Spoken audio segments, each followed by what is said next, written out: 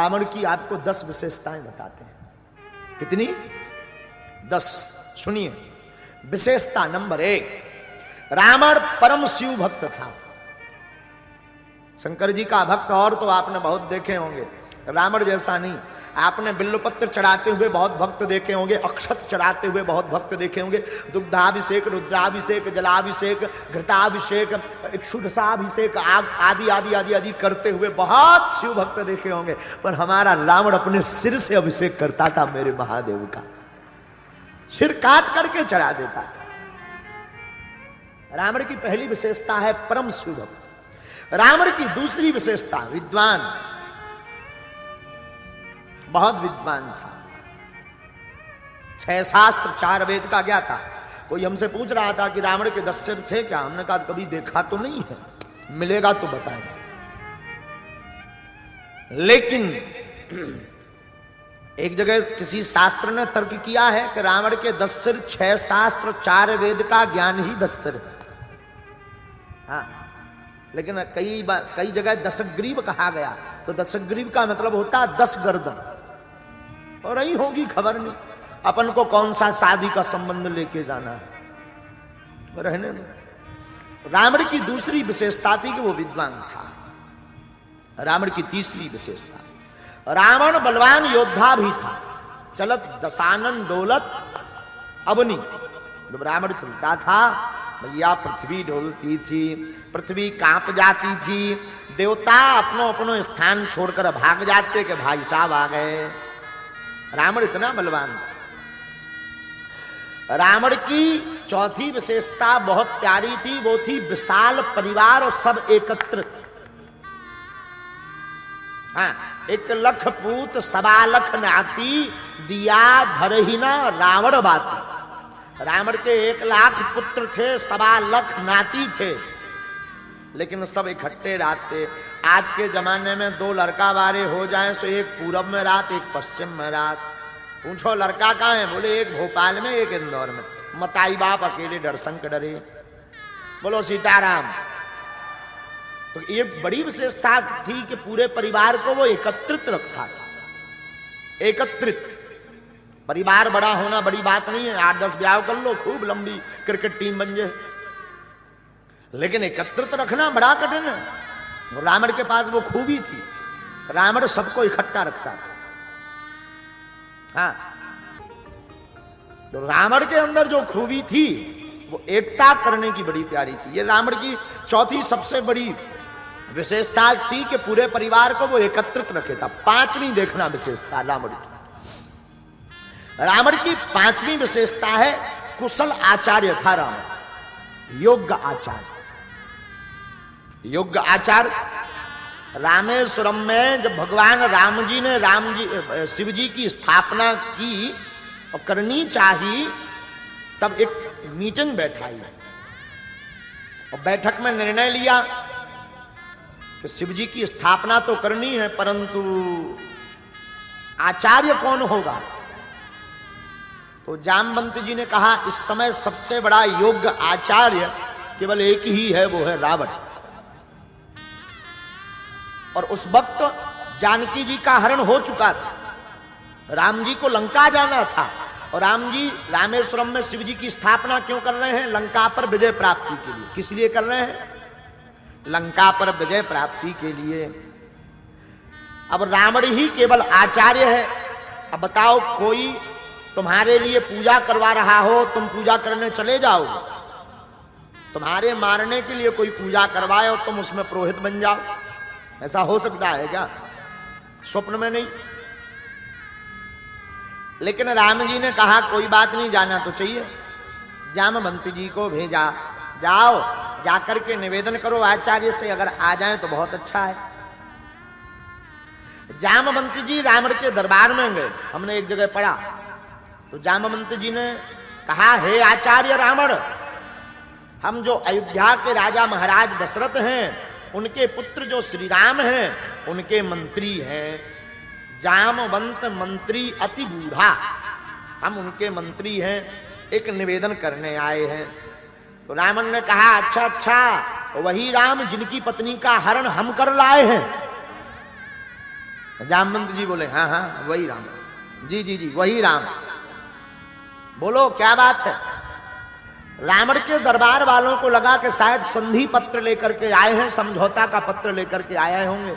जामवंत ने कहा सरकार हम कोई समझौता का पत्र लेकर नहीं आए, हमारे प्रभु हमारे भगवान श्री राम लंका के उस पार समुद्र के किनारे भूत भावन महादेव की स्थापना कर रहे हैं और आपको आचार्य के रूप में चुना है, उन्हें आप यजमान के रूप में स्वीकार कीजिए, हम उनकी तरफ से न्योता लेकर के आए हैं।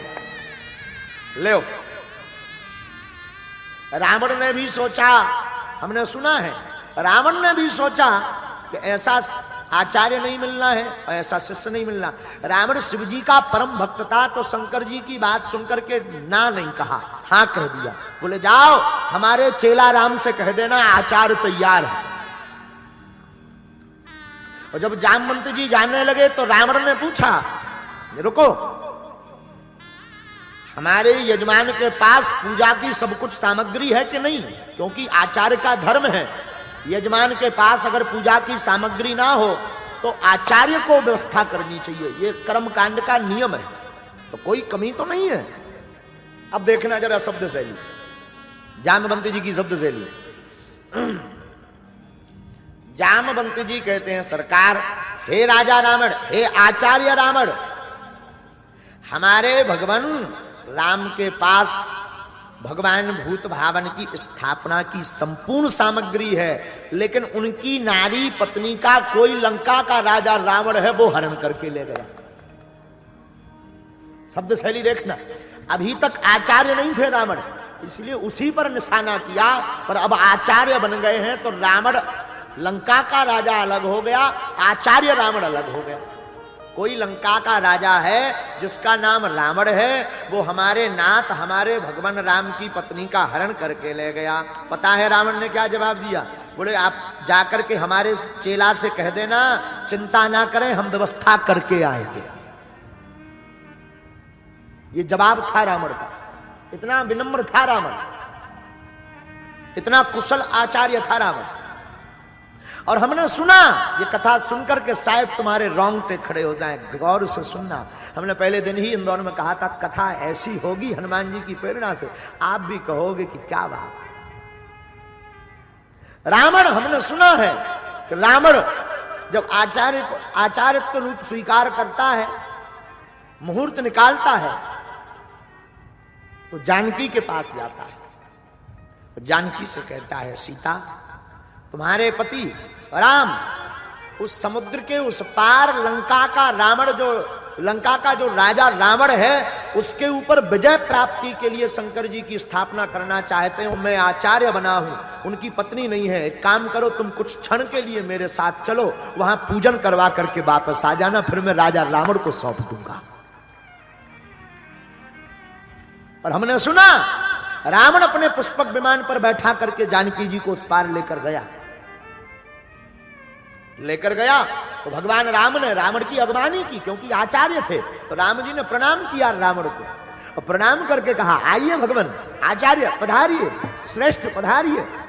और जैसे ही रावण आया तो रावण ने कहा अर्धांगिनी की व्यवस्था हुई, राजा रावण ने दी। राम जी बोले नहीं, यहां तो अकेले ही राम है। रावण आचार्य रावण कहता है कोई दिक्कत नहीं, वहां पुष्पक विमान पर हम कुछ देर के लिए उधार लेकर आए हैं, जानकी जी को लेवा करके आ जाओ। और राम जी जानकी जी को लेकर के आते हैं और वहां पर रामेश्वरम में स्थापना होती है। और रावण ऐसी स्थापना करते हैं, और जब नामकरण की बारी आती है तो रावण नाम रखता है रामेश्वरम, रामस्व ईश्वर सा रामेश्वरम। राम जी के जो ईश्वर हैं वही रामेश्वर है। तब तक शंकर जी प्रकट हो गए, ए रावण रुको, तुम हमारे चेला हो आचार्य के पहले। रामस्व ईश्वर सा रामेश्वर नहीं, राम ही जिनके ईश्वर हैं वो रामेश्वर। और इस बात की पुष्टि रामायण में भी, लिंग थाप विधिपति कर पूजा, शिव समान प्रिय मोहिना दूजा। और रावण जानकी जी को वापस भी ले गया। इस कथा से यह आशय निकला कि रावण कुशल आचार्य था, योग्य आचार्य। ये 5वां लक्षण है रावण का। 6वां सुनिए, आज ये बहुत अद्भुत बात होगी कि रावण भी ऐसा था। छठवां लक्षण, रावण, आहा पधारिए पधारिए, विराजो विराजो। छठवां, रावण शास्त्रों का रचयिता भी था, ज्ञाता तो था। शिवतांडव आदि शास्त्रों की रचना रावण ने अपने हाथ से की। शिवतांडव तो सुना होगा ना सबने। आओ पधारो ऊपर, पधारो पधारो, आने दो ऊपर पधारो। जटाटवी गलज्जल प्रवाह पावतस्थले गलेवलंब लंबितांबुजंग तुंग हालिका। ये रावण की कृति है, रावण की छठवीं कृति है। रावण की छठवीं विशेषता है शास्त्रों की रचना करना। जटाटवी गलज्जल प्रवाह पावतस्थले गलेवलंबितांबुजंग तुंग हालिका। गलेवलंबितांबुजंग तुंग डमड्डमड्डमड्डमड्डमर्भयं चकार कंठ तांडवं तनोतु नः शिवा शिवं तनोतु नः शिवा शिवं तनोतु नः शिवा शिवं। तो रावण की छठवीं विशेषता कि रावण शास्त्र का रचयिता है। लेकिन सातवीं विशेषता सुनिए, सातवीं विशेषता रावण की है तपस्या। रावण इतना तपस्वी था आचार्यों, इतना तपस्वी था कि रावण के समय में यम और सूर्य भी रावण की तपस्या के तेज के सामने फीके रहते थे। इतना तपस्वी था रावण। ये रावण की सातवीं विशेषता थी। रावण की आठवीं विशेषता, रावण ब्राह्मण था। ब्राह्मण का अर्थ ब्रह्म जाने दी, ब्राह्मण जो ब्रह्म को जानता है वही ब्राह्मण है। और रावण कोई साधारण नहीं। उत्तम कुल पुलास्ति करनाती शिव बिरंच पूजा